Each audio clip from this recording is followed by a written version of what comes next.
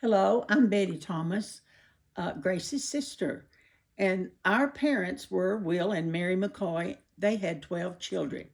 11 of these children lived to be adults and have families of their own. Everyone grew up to be the typical McCoy: ordinary looks, kind of hillbilly-ish, definitely country, and a little messy. And then came Grace. She was different. She had beautiful hair, for one thing. The other six girls had thin, stringy, baby type hair that had to be permed, set, rolled, and teased. Grace, on the other hand, just shampooed, and with a few strokes of a curling iron and a little hairspray, she was good to go. When she was about 15, she settled on a dress size, 12 or 10, something like that, and stuck with it the rest of her life. The other McCoy girls outgrew their clothing year after year after year. Our brother Glenn was born when Grace was 2 years old.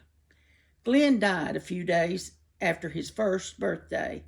I'm sure Grace was a great consolation to Mama and Daddy after Glenn's death.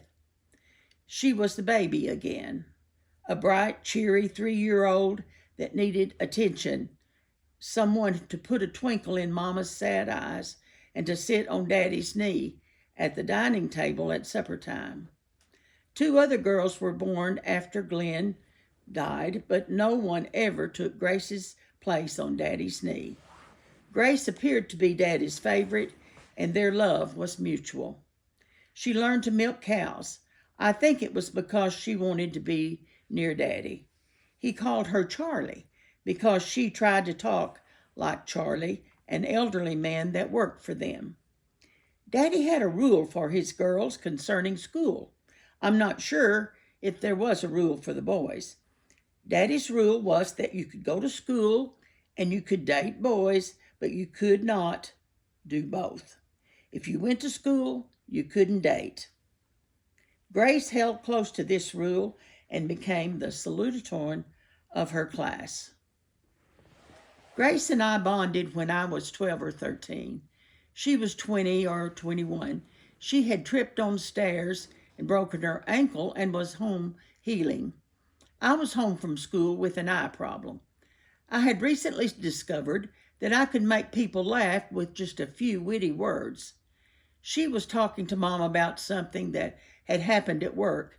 Without thinking, I offered a solution that just came right out of the blue. She and Mama laughed hard. I felt accepted into the adult world.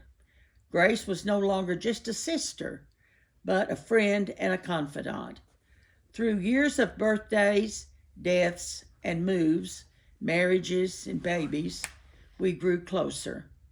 The years melted between us, and there came a time when she and I were best friends and the last remaining siblings.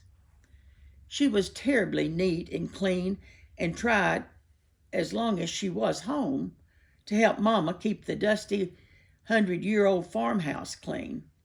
That was difficult with 3 meals a day to cook, kids running in and out, men coming in from the field or barn with mud or worse on their shoes. No one ever considered pulling shoes off at the door.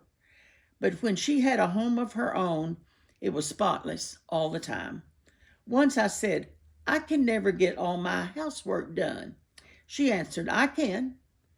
And she did, even back when we had to iron everything.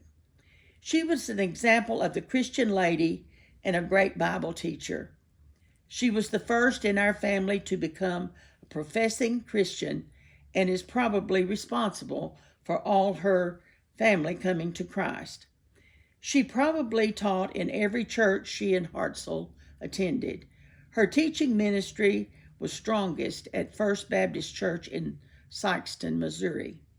There she taught a ladies' Sunday school class, led in VBS and other ladies and couples groups. She left a host of loving friends in Sikeston. She was a very selective shopper.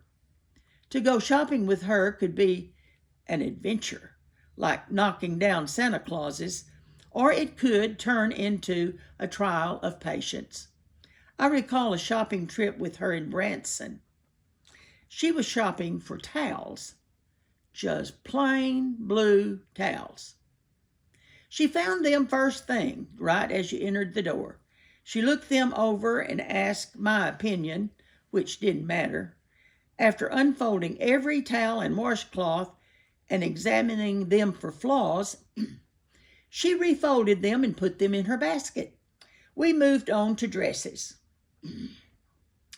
One caught her eye immediately. She took it off the hanger, turned the dress inside out, examined every seam, pulled at the seams, checked the hem and pockets, examined the collar and trim.